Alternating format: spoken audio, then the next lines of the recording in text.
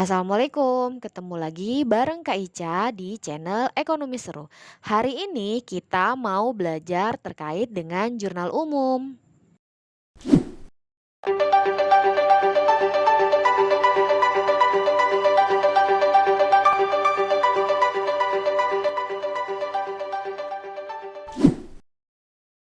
Oke, berikutnya di siklus akuntansi kita mau belajar terkait dengan jurnal umum. Nah, biasanya di jurnal umum itu yang paling penting banget yang harus diperhatiin kapan satu akun masuk ke dalam debit, kapan satu akun ditempatkan juga di sebelah kredit. Nah, berarti adik-adik harus ngeh nih, ada yang namanya saldo normal akun. Saldo normal akun kayak gimana? Akun terdiri dari 5 kategori akun besar. Kalau saya biasanya nyingkatnya HUM PB. Nah, ini udah diurutin ya nomor akunnya, udah berurut. H itu adalah harta, U itu adalah utang, M itu adalah modal, P itu adalah pendapatan. Kan ini masih bahas terkait dengan akuntansi perusahaan jasa ya. Dan B itu adalah beban. Nah, kapan nih mereka ini masuk ke debit, kapan masuk ke kredit? Cara ingatnya adalah yang atas plus, yang bawah plus. Berarti sisanya apa teh? Sisanya minus dong. Ini sisanya minus, ini sisanya minus. Berarti yang sebelah kreditnya gimana? Tinggal kebalikannya kan. Kalau ini positif berarti ini negatif. Ini negatif berarti ya sisanya positif. Nah, misalnya kayak gimana sih teh? Gak ngerti nih plus minus plus minus. Misal nih ya, ada contoh 1 Februari 2023 dibeli peralatan. Kalau dibeli peralatan, misalnya peralatan apa ya? Komputer. Kalau dibeli komputer pasti komputernya bertambah kan? Pasti peralatannya itu bertambah. Gitu. Nah, peralatan kan termasuk ke dalam harta. Kalau bingung harta itu apa aja, berarti cek video saya sebelumnya. Nah, kalau peralatan bertambah berarti ini posisinya ada di sebelah debit. Karena kan peralatan itu harta, posisinya bertambah ditaruh di sebelah debit. Berikutnya lagi apa? Nah, dibeli peralatannya bahasanya di sini dia adalah tunai. Apapun yang dibelinya tunai atau cash, nah biasanya nyebutnya cash ya.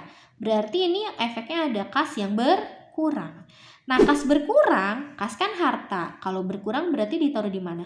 Ditaruh di sebelah kredit gitu. Jadi kalau ini jurnalnya gimana? Nih saya contohkan, jurnal umum bentuknya begini ya. Ada kolom tanggal, ada nama akun, ada kolom debit, dan ada kolom kredit. Berarti kalau yang ini tanggal 1 Februari tahun 2023 ada peralatan di sebelah debit, peralatan di sebelah debit sebesar 1000. Ref, nanti aja diisinya kalau diposting. Berikutnya lagi ada kas di sebelah kredit. Kas di sebelah kredit sebesar 1000. Nah, berarti untuk bikin jurnal umumnya kayak gini. Nah, gimana sih teh? Udah bisa nentuin ya berarti ya. Kapan dia ditaruh di debit, kapan dia ditaruh di kredit.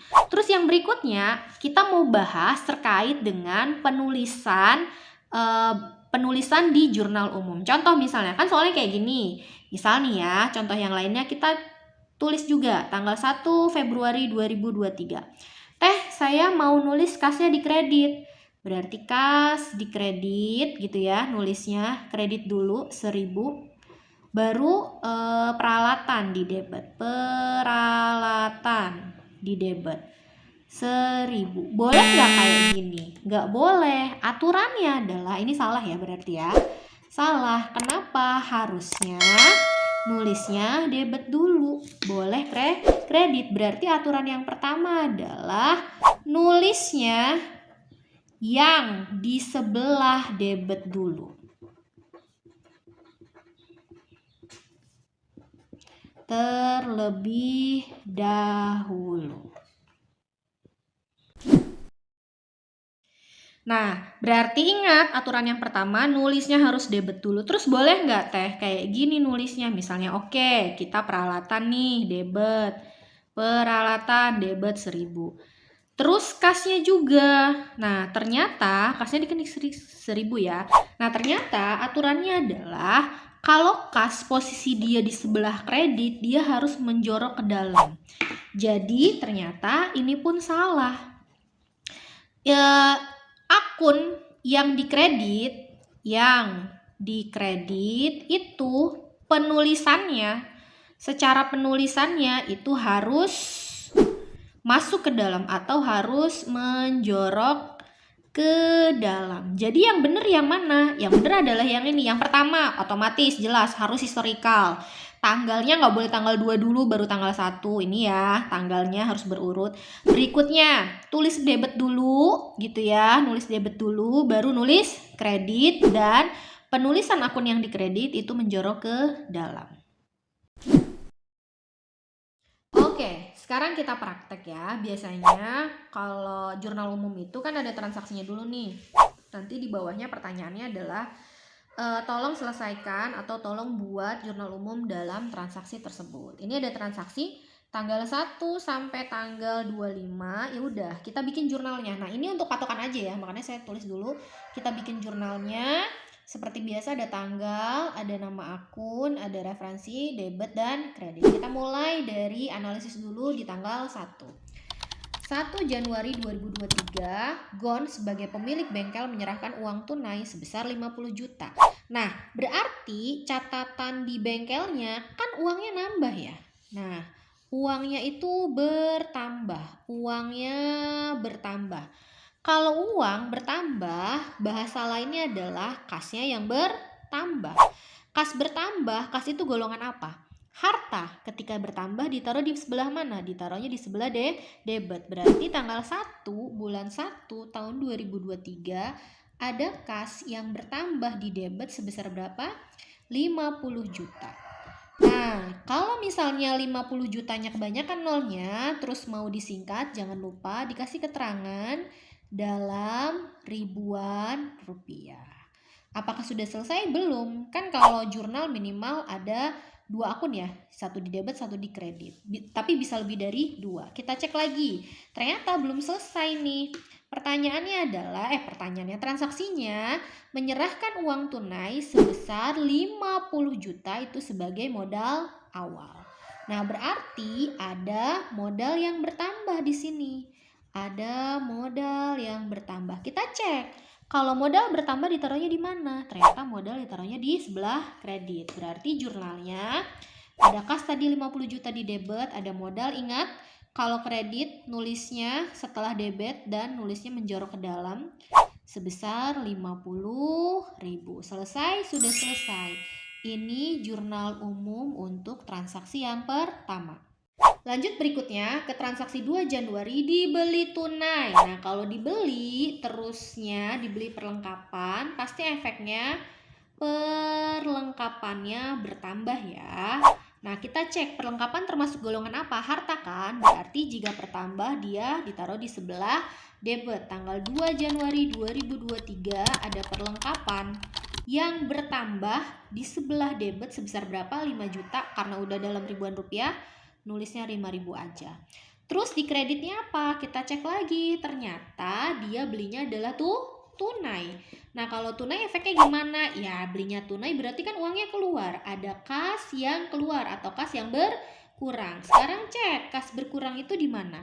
Kas itu harta. Kalau berkurang dia ditaruhnya di sebelah kredit. Berarti ada kas di sebelah kredit sebesar berapa? 5 juta. Nah, kita masuk lagi ke transaksi tanggal 4, dibeli peralatan.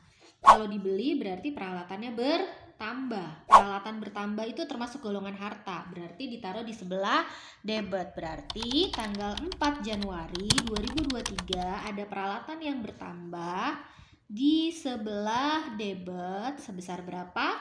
10 juta. Nulisnya 10.000 karena sudah dalam ribuan rupiah. Berikutnya, katanya baru dibayar. Bayar itu pakai apa? Bayar itu pasti pakai kas kan? Berarti ada kas nih yang berkurang. Sebesar berapa? 4 juta. Kas itu termasuk golongan harta. Kalau berkurang ditaruhnya di sebelah kredit. Berarti ada kas berapa? 4 juta di sebelah kredit. Kok teh nggak balance? Emang nggak balance karena apa? Belum selesai. Beli peralatan 10 juta, baru bayar 4 juta, sisanya dibayar nanti kepada CVX. Nah, sisanya itu bayarnya nanti itu namanya adalah kita punya utang. Dan utang bertambah. Cek, utang bertambah tuh posisi sebelah mana? Ternyata utang bertambah itu posisinya di sebelah kredit. Berarti tanggal 4 ada utang juga yang bertambah. Sebesar berapa? Beli 10 juta baru bayar 4 juta, berarti utangnya sebesar 6 juta. Nah, berikutnya kita mau masuk ke transaksi tanggal 10 Januari. Bahasanya diterima tunai. RP lagi diterima tunainya. Sudah jelas banget, nerimanya 5 juta, berarti ini adalah kasnya bertambah. Kas bertambah, cek. Kas itu harta, kalau bertambah ditaruh di sebelah debit. Berarti tanggal 10 Januari ada kas yang bertambah sebesar 5 juta. Udah selesai belum kan? Ternyata kas bertambah itu untuk apa? Untuk penerimaan servis. Masih ingat materi kita sebelumnya? Semua yang terkait dengan servis itu adalah jasa. Dan jasa itu adalah pendapatan. Dan pendapatan itu di jurnal umum posisinya harus selalu di sebelah kredit. Karena pendapatan di jurnal umum itu tidak pernah berkurang. Berarti di tanggal 10 ada pendapatan nih di sebelah kredit. Sebesar berapa? Sebesar 5 juta. Nah, selanjutnya kita lanjut ke tanggal 12 Januari. Bahasanya nih, dikirimkan tagihan kepada Pak Kurapika sebesar 2 juta atas servis. Nah, kalau dikirimkan tagihan, ini efeknya adalah kepada piutang kita bertambah, gitu ya. Masih ingat ya, kalau mau cek piutang itu termasuk ke dalam apa? Piutang itu termasuk ke dalam harta. Berarti kalau bertambah itu posisinya ada di sebelah debit. Jadi kita masuk nih tanggal 12 Januari 2023. Ada piutang di sebelah debit sebesar berapa? 2 juta. Lalu ternyata tagihan yang dikirimkan 2 juta itu gara-gara kita udah selesaiin tuh servis mobil. Masih ingat kalau servis berarti jasa. Kalau jasa itu efeknya adalah pendapatan, dan pendapatan di jurnal umum itu mesti di sebelah kredit karena pendapatan tidak pernah berkurang. Pendapatan itu sebesar 2 juta. Nah, lanjut kita tanggal 15 Januari. Soalnya kayak gimana? Soalnya adalah dibayar utang. Logika aja nih. Kalau yang namanya dibayar utang berarti pasti efeknya utangnya berkurang. Posisi utang berkurang di mana? Lihat saldo normal akun kalau belum hafal. Lihat, utang berkurang posisinya di mana? Di sebelah debit. Berarti tanggal 15 Januari ada utang di sebelah debit karena berkurang sebesar 3 juta. Terus kreditnya apa teh? Cek lagi. Ingat, bayar utang tuh pakai apa? Bayar utang yang jelas pakai kas. Berarti ada kas yang berkurang. Kas itu golongan harta. Kalau berkurang ditaruh di sebelah kredit. Berarti ada kas sebelah kredit sebesar 3 juta. Lanjut ke tanggal 20 Januari. Bahasanya dibayar gaji. Ingat ya, kalau semua kata-kata yang dibayar di soal perusahaan jasa ini pasti terkait dengan beban, kecuali dibayar utang gitu ya. Dibayar gaji berarti ada beban gaji. Nah terus pokoknya kalau beban di jurnal umum itu posisinya harus selalu di sebelah debit. Kenapa? Karena beban tidak pernah berkurang. Nih, kalau tadi kan pendapatan tidak pernah berkurang, pendapatan selalu bertambah di kredit. Kalau beban itu selalu bertambah, tidak pernah berkurang, posisinya di sebelah debit. Berarti tanggal berapa? Tanggal 20 Januari 2023 kita punya beban gaji di sebelah debit sebesar 3 juta. Nah, lalu di sebelah kreditnya apa? Simple, bayar loh bahasanya. Kalau bayar udah jelas itu adalah kas akan keluar atau kas yang berkurang.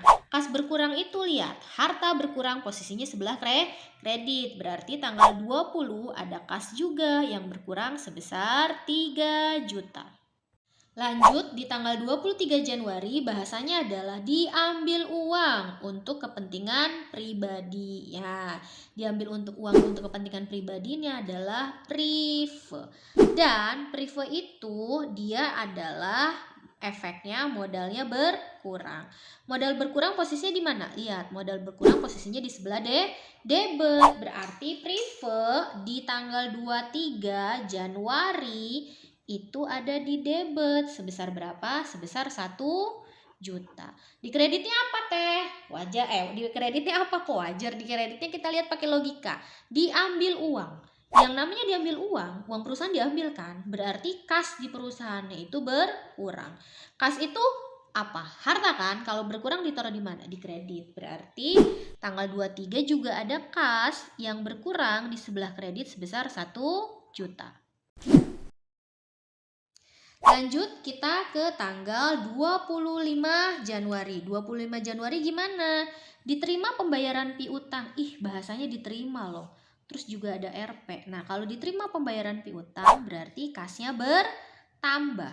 Kas bertambah, lihat saldo normal akun. Kas itu harta. Kalau bertambah ditaruh di sebelah debit. Berarti di tanggal 25 Januari 2023 ada kas yang bertambah sebesar 1.500.000 gitu. Terus di kreditnya gimana teh? Diterima pembayaran piutang. Orang bayar utang ke kita, atau bahasa kita mah orang bayar tagihan ke kita kan. Berarti tagihan kitanya berkurang. Berarti ini efeknya ada piutang kita yang berkurang. Gitu ya. Nah, piutang itu golongan harta. Kalau berkurang ditaruh di sebelah kredit. Berarti ada piutang nih di kredit sebesar berapa? Sebesar 1.500.000. Ya, setelah selesai mengerjakan jurnal umum untuk memastikan apakah jurnal umum kita benar atau enggak, sebenarnya harus dijumlahin sih. Tapi kalaupun nggak dijumlahin kelihatan kan 50, 50, 5.000. Ini kan balance nih, ini 10 gitu ya. Nah, tapi untuk memastikan dijumlahkan aja 50, adik-adik jumlahin sampai bawah. Ini hasilnya adalah 80.500.000 dan yang sebelah kredit juga 50, 60, ini tadi saya udah ngitung ya, 80.500. Balance kan antara debit dan kredit. Terima kasih sudah menyaksikan video kali ini pembahasan kita terkait dengan jurnal umum. Saksikan kembali video belajar akuntansi berikutnya di channel Ekonomi Seru. Sampai berjumpa. Wassalamualaikum warahmatullahi wabarakatuh.